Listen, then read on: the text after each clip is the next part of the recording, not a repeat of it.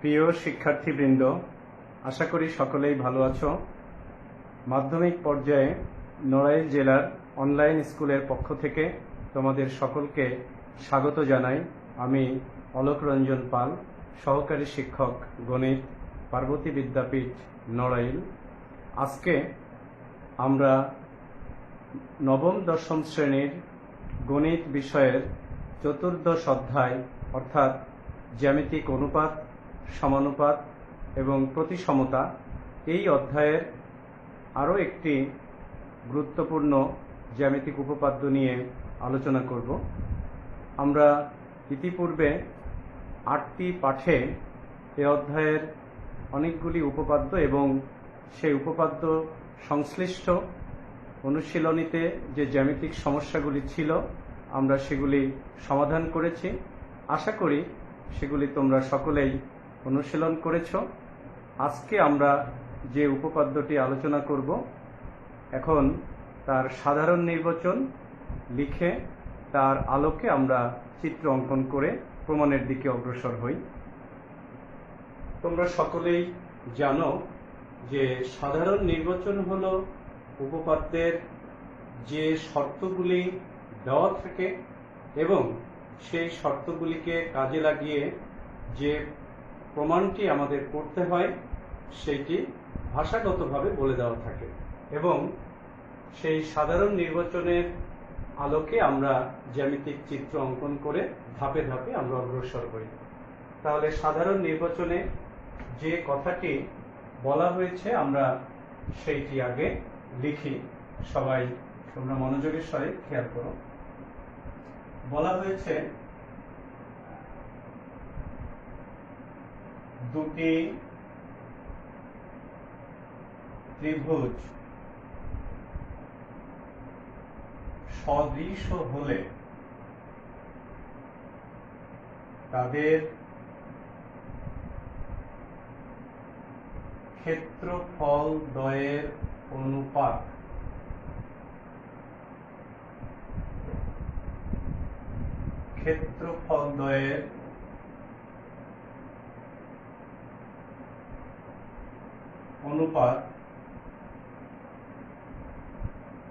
তাদের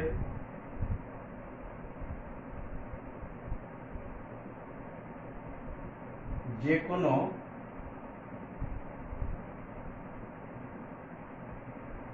এক জোড়া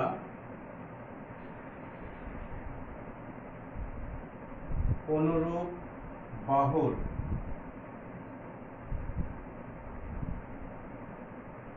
উপর অঙ্কিত বর্গের ক্ষেত্রফল দ্বয়ের অনুপাতের সমান। এই কথাটি বলা হয়েছে সাধারণ নির্বাচনে। তো আমরা এখন এই সাধারণ নির্বাচনে যে বিষয়টি আমরা পাচ্ছি সেটা একটু আলোচনা করি, ব্যাখ্যা করি এবং তার আলোকে আমরা চিত্র অঙ্কন করি। দেখো, দুইটি ত্রিভুজ সদৃশ হলে, এই সদৃশ কথাটির অর্থ আমাদেরকে আগে জানতে হবে। আসলে গতদিনে আমরা শিখেছিলাম দুটি ত্রিভুজ সদৃশকোণী হলে। তো সদৃশকোণী কি ছিল? একটি ত্রিভুজের তিনটি কোণের পরিমাণ অপর একটি ত্রিভুজের তিনটি কোণের পরিমাণের সাথে যদি সমান হয় তাহলে দুইটি ত্রিভুজ সদৃশকোণী হয়। আর আজকে এখানে বলা হয়েছে দুইটি ত্রিভুজ সদৃশ হলে। আসলে দুটি ত্রিভুজ যখন সদৃশকোণী হয় তখন সেই ত্রিভুজ দুইটির অনুরূপ বাহুগুলির অনুপাত সমান। আমরা গতদিনে এই উপপাদ্যটি পড়েছিলাম। তো যখন দুটি ত্রিভুজ সদৃশকোণী হয় এবং তাদের অনুরূপ বাহুগুলোর অনুপাত সমান হয়, অর্থাৎ উভয় শর্ত যখন মেনে চলে দুটি ত্রিভুজ, তখন আমরা ওই ত্রিভুজদ্বয়কে সদৃশ ত্রিভুজ বলি। তাহলে চিত্র আঁকার সময় আমরা যে দুটি ত্রিভুজ অঙ্কন করব সেই ত্রিভুজ দুইটি এমন হবে যে তাদের অনুরূপ কোণগুলি সমান এবং তাহলেই তাদের অনুরূপ বাহুগুলির অনুপাত সমান হবে, অর্থাৎ সদৃশকোণী হবে এবং সদৃশকোণী হলে তখন তাদের অনুরূপ বাহুগুলির অনুপাত সমান হবে। তাহলে আমরা দুইটি সদৃশ ত্রিভুজ আগে অঙ্কন করি। আমরা ধরে নিলাম একটি ত্রিভুজ এ বি সি এবং অপর একটি ত্রিভুজ আমরা ধরে নিলাম ডি ই এবং এফ। আমরা দুইটি ত্রিভুজ নিলাম এবং এরা সদৃশ, তার মানে হলো সদৃশকোণী এবং তাদের অনুরূপ বাহুগুলির অনুপাত সমান।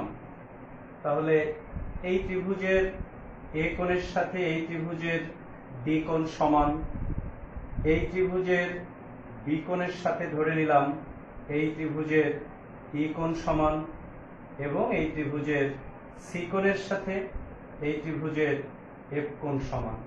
এবং সমান কোণগুলোকে মানে কোণ জোড়াকে আমরা 1, 2 এবং 3 সংখ্যা দিয়ে প্রকাশ করেছি, তাতে এই কোণগুলোকে চিহ্নিত করা এবং এদেরকে কাজে ব্যবহার করা আমাদের জন্য সুবিধা হবে, চিনতে সুবিধা হবে। তাহলে দুটি সদৃশ ত্রিভুজ আমরা এঁকেছি। এরা সদৃশকোণী হলে আগের দিনের যে উপপাদ্য সেই অনুযায়ী এদের অনুরূপ বাহুগুলির অনুপাত সমান হবে। সো আমরা বলতে পারি এই দুটো ত্রিভুজ যা এঁকেছি এরা সদৃশ। এখন বলা হয়েছে তাদের ক্ষেত্রফল দ্বয়ের অনুপাত, তার মানে সদৃশ যদি হয় তাহলে সদৃশ হয়েছে, তাহলে তাদের ক্ষেত্রফল দ্বয়ের অনুপাত, তার মানে এই ত্রিভুজের ক্ষেত্রফল এবং এই ত্রিভুজের ক্ষেত্রফল এদের অনুপাত হবে তাদের যে কোনো এক জোড়া অনুরূপ বাহুর উপর অঙ্কিত বর্গের ক্ষেত্রফল দ্বয়ের অনুপাতের সমান। দেখো তাহলে এদের যে কোনো এক জোড়া অনুরূপ বাহু, তাহলে অনুরূপ বাহু আমরা গতদিনের পাঠে শিখেছিলাম যে এ কোণ এবং বি কোণ সমান, এ কোণের বিপরীত বাহু বিসি, বি কোণের বিপরীত বাহু ইএফ, তাহলে বিসি বাহুর অনুরূপ বাহু হচ্ছে ইএফ। একইভাবে এবি বাহুর অনুরূপ বাহু হচ্ছে ডিই এবং এসি বাহুর অনুরূপ বাহু হচ্ছে ডিএফ। এখন কথা হলো তাদের ক্ষেত্রফল দ্বয়ের অনুপাত আমরা যা পেয়েছি এই দুটো ত্রিভুজের তার সাথে সমান হবে যে কোনো এক জোড়া অনুরূপ বাহু, তাদের উপর অঙ্কিত বর্গক্ষেত্র। তাহলে দেখো এই বিসি এবং ইএফ আমরা যদি এই দুইটি অনুরূপ বাহু নেই, তাহলে বিসি বাহুকে যদি বিসি বাহুর দৈর্ঘ্যকে একটা বর্গের দৈর্ঘ্য ধরে যদি আমরা একটি বর্গ আঁকি তাহলে তার ক্ষেত্রফল কি হবে? BC square. বলা হয়েছে যে অনুরূপ বাহুর উপর অঙ্কিত বর্গের ক্ষেত্রফল দ্বয়ের অনুপাত। তার মানে বিসি এবং ইএফ অনুরূপ বাহু, বিসি বাহুর উপর একটি বর্গ অঙ্কন করব, ইএফ বাহুর উপরও একটি বর্গ অঙ্কন করব। তাহলে বর্গ অঙ্কন করলে এরকমেরই একটি চিত্র আমরা পাবো এবং এক্ষেত্রেও আমরা এরকমের একটি চিত্র পাবো। তো আমরা বর্গ অঙ্কন করব না, মূলত এই বর্গ অঙ্কন করলে তার ক্ষেত্রফল কি হবে? BC square. অর্থাৎ বিসি বাহু হলে সেই বর্গের ক্ষেত্রফল হবে বিসি স্কয়ার এবং ইএফ বাহু হলে সেই বর্গের ক্ষেত্রফল হবে ইএফ স্কয়ার। তাহলে এই বর্গের ক্ষেত্রফল বিসি স্কয়ার এবং এই বর্গের ক্ষেত্রফল ইএফ স্কয়ার, এদের অনুপাত সমান হবে কার সঙ্গে? এই ত্রিভুজ দ্বয়ের ক্ষেত্রফল দ্বয়ের অনুপাতের সঙ্গে। তাহলে ব্যাপারটা ক্লিয়ার। তাহলে আমরা বোঝানোর জন্য যে বর্গ এঁকেছিলাম এটাকে মুছে দেই, কারণ এটা আমাদের প্রমাণের জন্য প্রয়োজন হবে না, জাস্ট বোঝার জন্য এই বর্গ দুইটি আঁকা হলো। আচ্ছা, তাহলে বিশেষ নির্বাচন আমরা এই চিত্রের প্রতীকগুলির সাহায্যে এখন লিখি। তাহলে বলবো যে মনে করি ত্রিভুজ এবিসি এবং ত্রিভুজ ডিইএফ সদৃশ, অর্থাৎ এরা সদৃশকোণী এবং এদের অনুরূপ বাহুগুলির অনুপাত সমান, অর্থাৎ এ কোণ সমান ডি কোণ, বি কোণ সমান ই কোণ, সি কোণ সমান এফ কোণ এবং এদের অনুরূপ বাহুগুলির অনুপাত সমান। তার মানে এ বি বাই ডিই সমান বিসি বাই ইএফ সমান এসি বাই ডিএফ। তাহলে সদৃশ এই কথাটির অর্থ আমরা এই পর্যন্ত লিখেছি এবং বুঝেছি। তাহলে সদৃশ হতে গেলে তারা সদৃশকোণী হবে, ত্রিভুজদ্বয়, এবং তাদের অনুরূপ বাহুগুলির অনুপাত সমান হবে। এখন বলা হয়েছে সদৃশ হলে, তাহলে হয়ে গেল, তাহলে তাদের ক্ষেত্রফল দ্বয়ের অনুপাত। তাহলে এরপরে কি লিখব? প্রমাণ করতে হবে যে,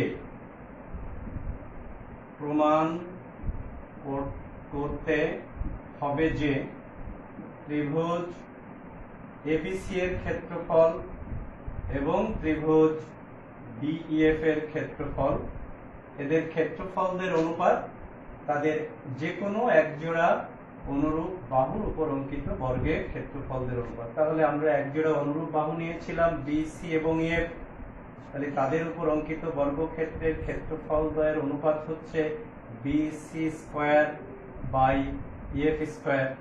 এইটা আমাদেরকে প্রমাণ করতে হবে।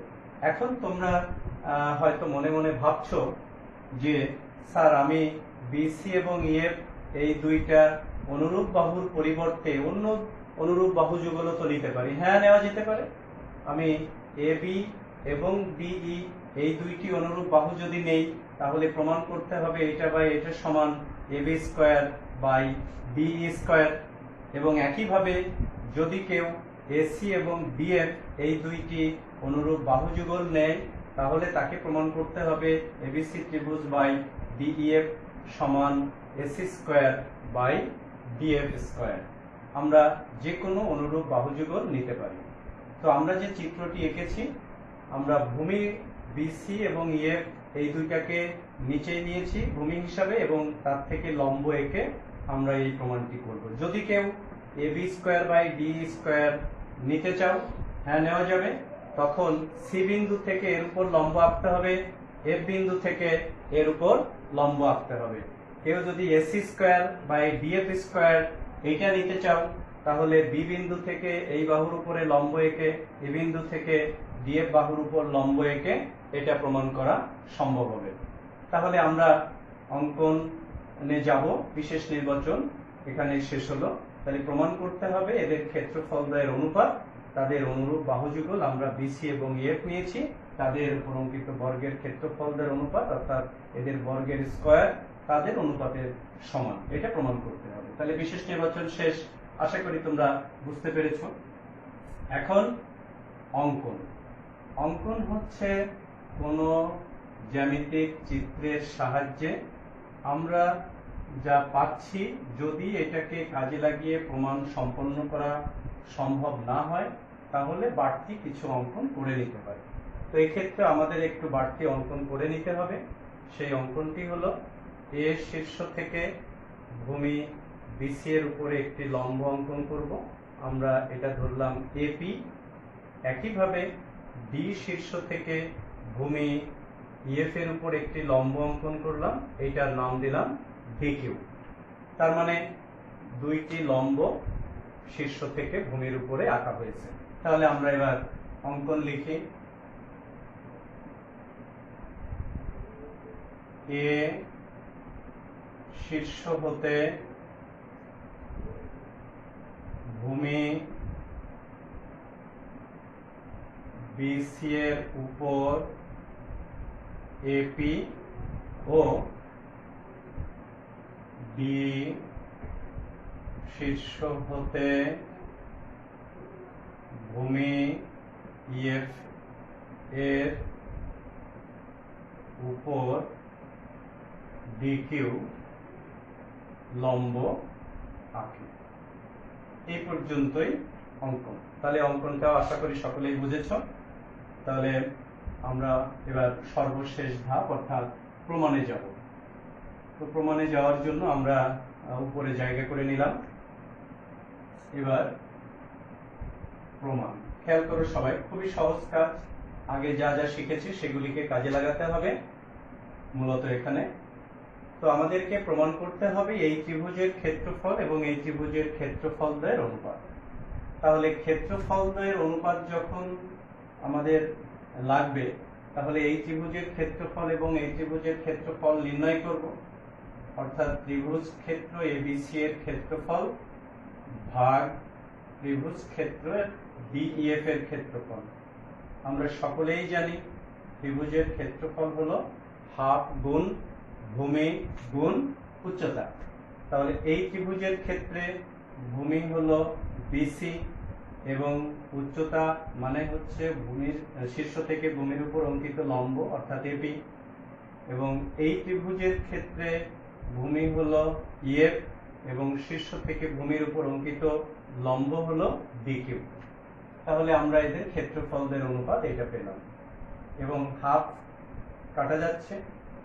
এখন আমরা BC by EF into AP by DQ দুটো আলাদা পার্ট করে দিলাম। হয়তো তোমাদের কাছে প্রশ্ন যাচ্ছে যে কেন এটা আমি আলাদা করলাম। দেখো, আমরা যেটা প্রমাণ করতে চেয়েছি সেটি হলো এবিসি ত্রিভুজের ক্ষেত্রফল ভাগ ডিইএফ ত্রিভুজের ক্ষেত্রফল সমান ছিল বিসি স্কয়ার ভাগ ইএফ স্কয়ার। খেয়াল করো, আমি একটু লিখে নিলাম তাহলে বুঝতে সুবিধা হবে। আমরা এইটার সমান এইটা দেখাতে চেয়েছি। খেয়াল করো, বাম পাশে যেটা দরকার সেটা আমরা অলরেডি পেয়ে গেছি। ডান পাশে BC square by EF square, আমরা বিসি বাই ইএফ পেয়েছি। তাহলে আরেকটা অংশ হলো এপি বাই ডিকিউ।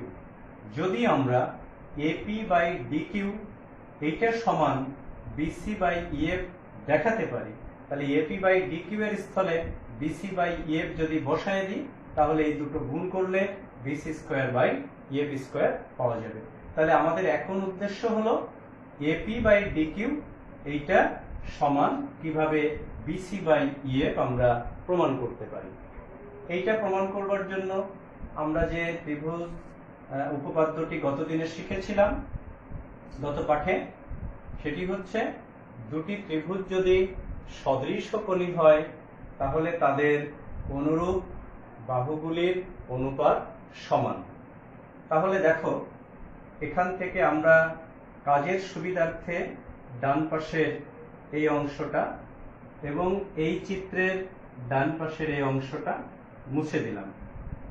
তাহলে একটি ত্রিভুজ পাওয়া গেল এবিপি আর একটি ত্রিভুজ পাওয়া গেল ডিইকিউ। এখন তোমাদের কাছে প্রশ্ন জাগতে পারে, স্যার আমি যদি বাম পাশেরটা মুছে দিয়ে ডান পাশেরটা নিতাম, হ্যাঁ তাও হতো। তো আমি এটা করেছি, তোমরা প্রয়োজনে বাড়িতে এইটা মুছে দিয়ে ডান পাশেরটা ব্যবহার করে করবা।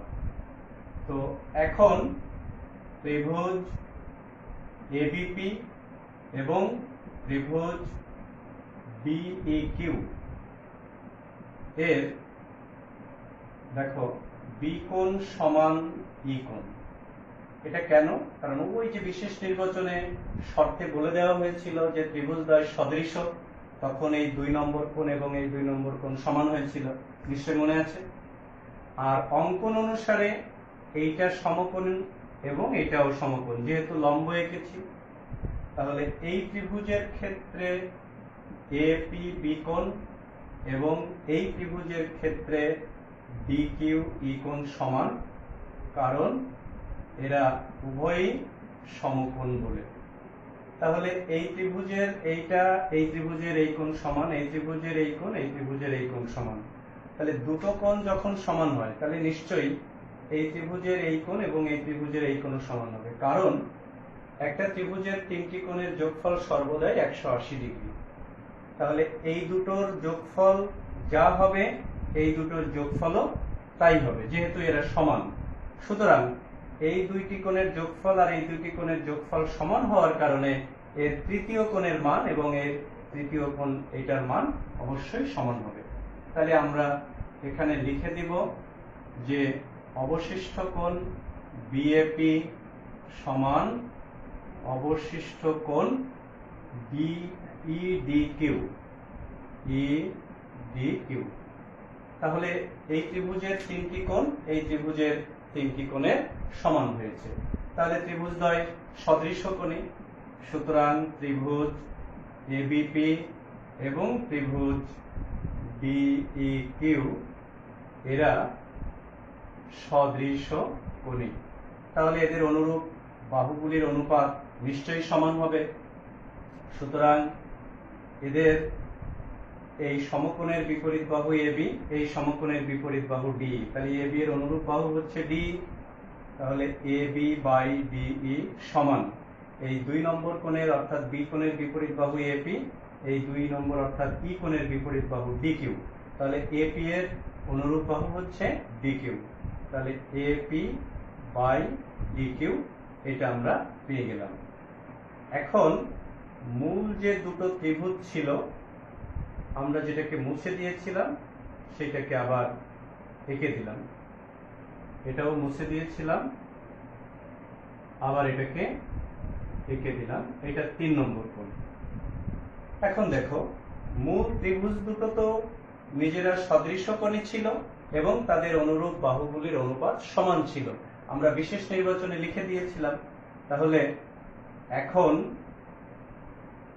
এই মূল ত্রিভুজের এবি বাহু বাই ডি বাহু এটা সমান মূল ত্রিভুজের বিসি বাহু বাই মূল ত্রিভুজের ইএফ বাহু। এরা সমান। কেন সমান তার কারণ বলে দিতে হবে। ওই যে বলা হয়েছিল যেহেতু ত্রিভুজ এবিসি এবং ত্রিভুজ ডিইএফ সদৃশ, তাই এদের অনুরূপ বাহু দ্বয়ের অনুপাত সমান। তাহলে দেখো এই ক্ষেত্রে আমরা পেয়েছি বাম পাশে এবি বাই ডি সমান এপি বাই ডি কিউ, এখানে পেয়েছি বাম পাশে এবি বাই ডি সমান বিসি বাই ইএফ। তাহলে এই দুটো তুলনা করলে আমরা বাম পক্ষ সমান, সুতরাং ডান পক্ষ এপি বাই ডি কিউ সমান বিসি বাই ইএফ। তাহলে আমরা এখান থেকে লিখতে পারছি যে আমরা ডান পাশে জায়গা নেই, একটু উপরে লিখি।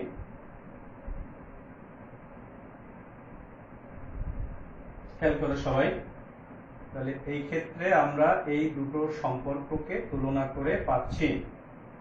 এখানে লিখলে দেখা যাবে কিনা এপি বাই ডি কিউ সমান বিসি বাই ইএফ, এটা আমরা লিখলাম। তাহলে এই দুটি সম্পর্ক, আচ্ছা যদি দেখা না যায় আমি বাম পাশে লিখে রাখি যে সুতরাং এপি বাই ডি কিউ সমান বিসি বাই ইএফ। তাহলে এই দুটো সম্পর্ক থেকে আমরা এটা পেলাম। যদি এটা দেখা না যায় তাহলে এই জন্য লিখলাম বোঝার সুবিধার্থে। আমাদের কাজ প্রায় শেষ। এখন দেখো এই যে সম্পর্কটি আমরা শুরুতে তৈরি করে রেখেছিলাম এটাকে একটা নাম দেই 1 নম্বর সমীকরণ। তাহলে 1 নম্বর সমীকরণে এপি বাই ডিকিউ এর স্থলে আমরা যদি বিসি বাই ইএফ বসিয়ে দিই তাহলে এইটার স্থলে এইটা বসাবো। তাহলে এবার লিখি এর নিচেই 1 নম্বর সম্পর্ক থেকে পাচ্ছি ত্রিভুজ এবিসি এর ক্ষেত্রফল বাই ত্রিভুজ ডিইএফ এর ক্ষেত্রফল সমান BC by EF into BC by EF. তাহলে দেখো যে ফলাফল আমরা প্রমাণ করতে চেয়েছিলাম সেটা কিন্তু পেয়ে গেছি। বিসি এর দৈর্ঘ্য, তাহলে বিসি এর দৈর্ঘ্যের স্কয়ার, ইএফ এর দৈর্ঘ্য এবং ইএফ এর দৈর্ঘ্যের গুণফল হলো ইএফ এর দৈর্ঘ্যের স্কয়ার। তাহলে এবিসি ত্রিভুজের ক্ষেত্রফল এবং ডিইএফ ত্রিভুজের ক্ষেত্রফল দ্বয়ের অনুপাত, তাদের এক জোড়া অনুরূপ বাহু বিসি এবং ইএফ তাদের উপর অঙ্কিত বর্গক্ষেত্রের ক্ষেত্রফল দ্বয়ের অনুপাতের সমান। তাহলে আমরা যেটা প্রমাণ করতে চেয়েছিলাম সেটা করতে পেরেছি। তাহলে এই উপপাদ্য এখানে শেষ হলো। আমরা এরই সাথে এই পাঠ শেষ করি। সকলেই ভালো থেকো, সকলকে ধন্যবাদ।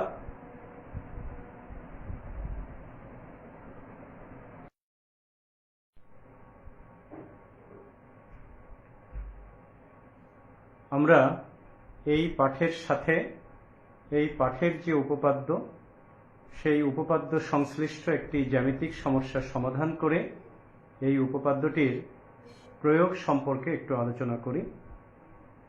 আমরা যে জ্যামিতিক সমস্যাটি সমাধান করতে চাই তার সাধারণ নির্বাচনটি আমরা লিখি যে ত্রিভুজ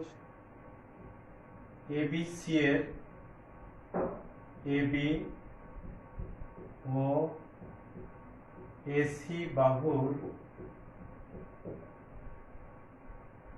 মধ্যবিন্দু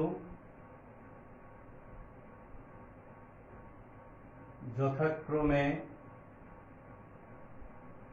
পি ও কিউ হলে প্রমাণ করতে হবে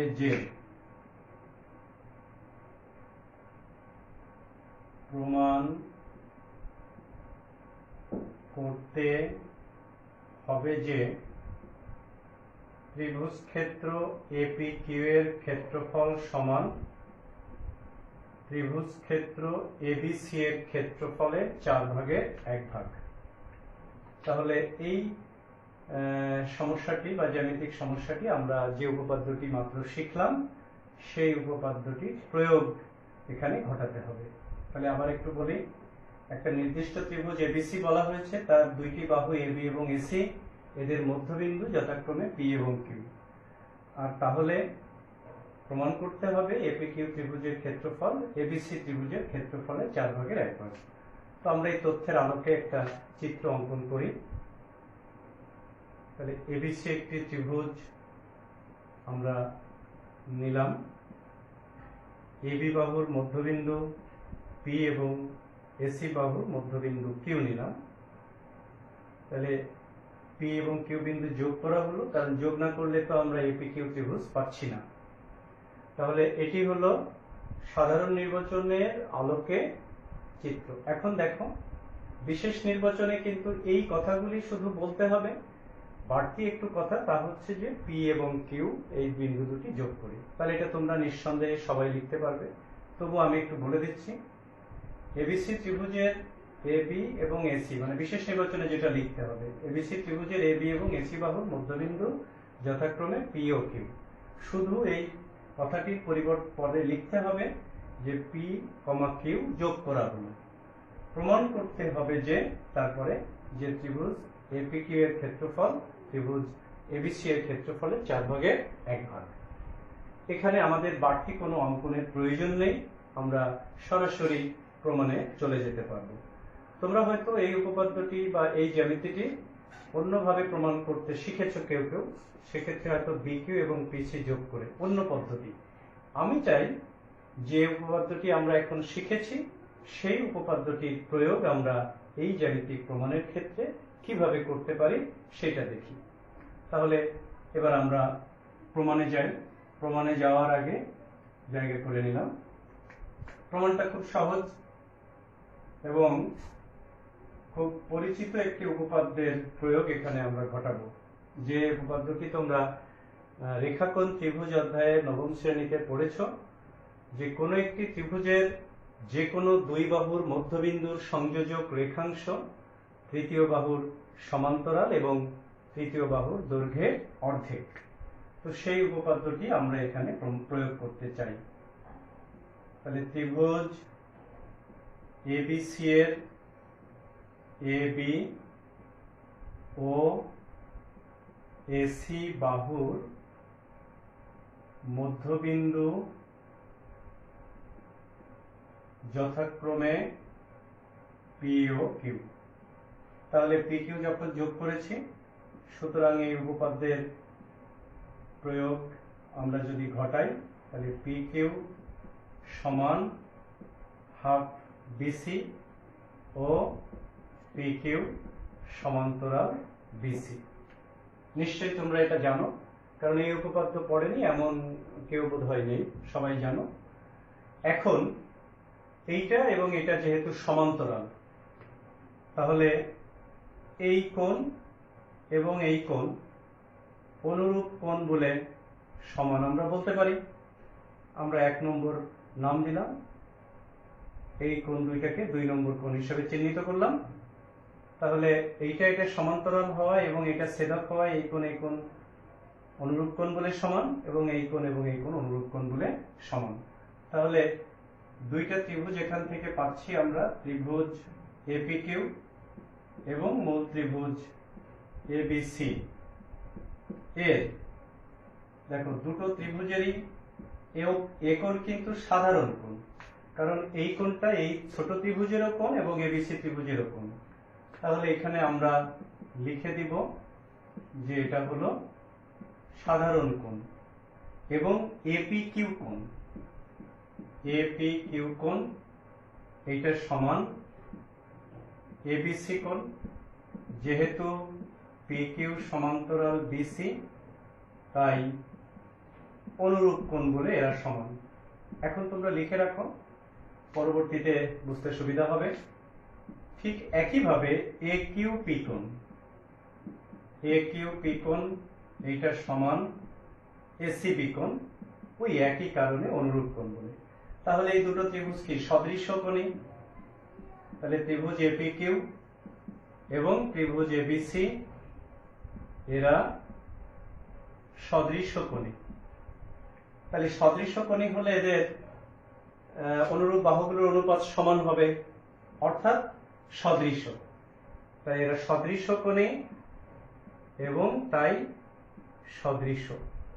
তাহলে যখনই সদৃশ্য হলো, আমরা যে উপপাদ্যটি পড়েছি এই পাঠে, যে দুইটি সদৃশ্য ত্রিভুজের ক্ষেত্রফলদ্বয়ের অনুপাত তাদের যে কোনো দুইটি অনুরূপ বাহুর উপর অঙ্কিত বর্গের ক্ষেত্রফলের অনুপাতের সমান। তাহলে যেহেতু এই দুটো ত্রিভুজ সদৃশ্য কোণী হয়েছে, কোন কোন ত্রিভুজ এপিকিউ এবং মূল ত্রিভুজ এবিসি, এবং তাহলে তারা সদৃশ্য, তাহলে সদৃশ্য হওয়ায় এদের ক্ষেত্রফলদ্বয়ের অনুপাত, আচ্ছা আমরা উপরে লিখি। সুতরাং এপিকিউ ত্রিভুজের ক্ষেত্রফল বাই এবিসি ত্রিভুজের ক্ষেত্রফল, এই ক্ষেত্রফলদ্বয়ের অনুপাত হবে তাদের এক জোড়া অনুরূপ বাহুর উপর অঙ্কিত বর্গের ক্ষেত্রফলের সমান। তাহলে এক জোড়া অনুরূপ বাহু, দেখো এই এপিকিউ ত্রিভুজের এ কোণের বিপরীত বাহু হচ্ছে পিকিউ এবং এবিসি ত্রিভুজের এ কোণের বিপরীত বাহু হচ্ছে বিসি। তাহলে পিকিউ এবং বিসি হলো অনুরূপ বাহু। তাহলে আমরা লিখে দিতে পারি PQ square by AB square. তাহলে এই কারণটা এখানে লিখে দিতে হবে, ত্রিভুজ এপিকিউ এবং ত্রিভুজ এবিসি সদৃশ্য, তাই এদের ক্ষেত্রফলদ্বয়ের অনুপাত তাদের অনুরূপ বাহু যুগল, এদের অনুরূপ বাহু যুগল পিকিউ ও বিসি এর উপর অঙ্কিত বর্গের